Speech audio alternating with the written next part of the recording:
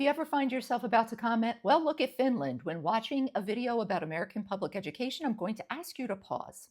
That comparison is not what you think it is. Just repeating that talking point is intellectually lazy. And if you want to know why, please stick around.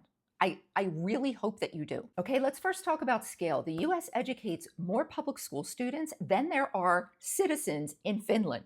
About 10 times more students in the US than the entire population of Finland. And that large of a number in the US means that you have students who are geographically and culturally incredibly diverse. Because of the smaller size of Finland, it's much more culturally homogenous, meaning they have fewer language barriers and socioeconomic disparities, two things that greatly affect educational outcomes. Okay, let's talk about the government and funding policies. In Finland, things like education policy, standards, teacher certification are all centrally coordinated on a national scale. In the United States, the majority of educational decisions are made on the local and state levels. A lot of you don't know that because I hear you saying, let's abolish the Department of Education so that it can go back to the states.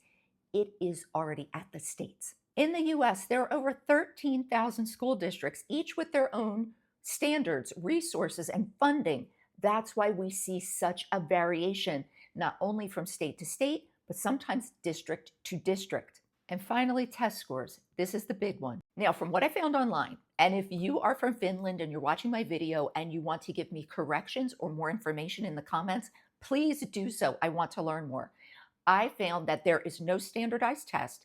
And what they are doing is there's one test that pulls about 10% of the student population to kind of get a gauge on where they are nationally.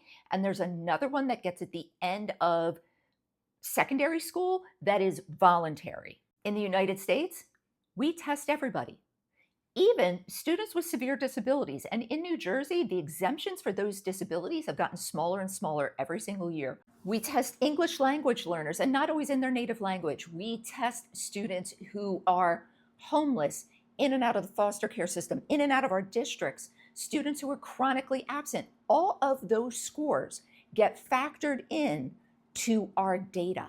And you know who I didn't include in that data?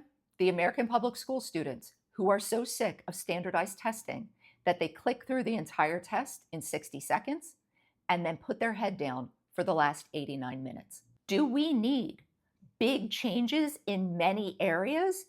Absolutely. That is not even a question. So maybe put your energy into conversations about how that can be done instead of weaponizing test scores.